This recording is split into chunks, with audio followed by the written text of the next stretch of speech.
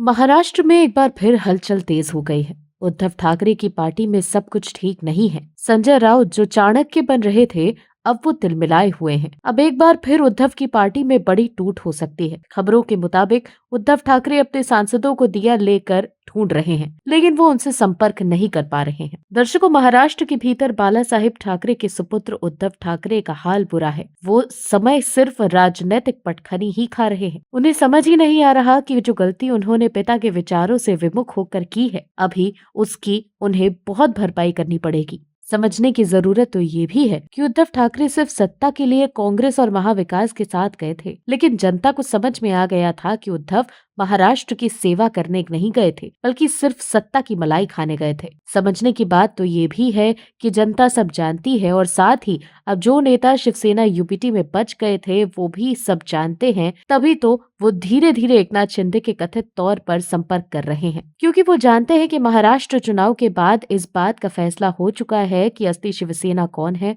और उद्धव ठाकरे के साथ रहेंगे तो क्या पता अगली बार जनता उन्हें नकार ही दे। समझने की बात तो ये भी है कि क्या वाकई शिवसेना यूबीटी में कोई बड़ी फूट पड़ने वाली है। क्या है पूरी खबर, बताते हैं आपको इस रिपोर्ट में। दरअसल हार के बाद महाराष्ट्र की सियासत में हलचल तेज है। दर्शकों, महाराष्ट्र में शिवसेना संस्थापक बाला साहेब ठाकरे की जयंती के बाद बड़े खेले की सुखबकाहट है। दावा किया जा रहा है कि शिवसेना उद्धव बाला साहेब ठाकरे के 5 सांसद नॉट रीचेबल हो गए हैं। ये तब हुआ है जब कुछ दिन पहले शिवसेना के नेता राहुल शेवाले ने दावा किया था कि राज्य में 23 जनवरी के बाद भूकंप आएगा। शिवसेना यूबीटी की मीटिंग में 10 नेता नहीं पहुंचे थे। इसमें 5 सांसद, 3 विधायक और 2 पूर्व विधायक और नेता शामिल थे। इसके बाद पार्टी की तरफ से दावा किया गया था कि सभी ने नेतृत्व को पहले ही सूचना दे दी थी कि वो मीटिंग में नहीं पहुंच पाएंगे। मीटिंग में 10 नेताओं के गैर हाजिर रहने के बाद अब पार्टी में 5 सांसद नॉट रीचेबल हैं। लोकसभा चुनावों में उद्धव ठाकरे की अगुवाई वाली शिवसेना यूबीटी ने 9 सीटों पर जीत हासिल की थी। पार्टी को विधानसभा चुनावों में कुल 20 सीटों पर जीत मिली थी। ऐसे में पार्टी के पास 9 सांसद और 20 विधायक हैं। बाला साहेब ठाकरे की जयंती पर उद्धव ठाकरे ने कहा था कि गद्दारों को दफनाकर दम लूंगा। उन्होंने ये भी कहा था कि अगर बाला साहेब ठाकरे होते तो मेरी पीठ थोकते। अभी जो जानकारी सामने आई है उसके अनुसार सांसद संजय देशमुख,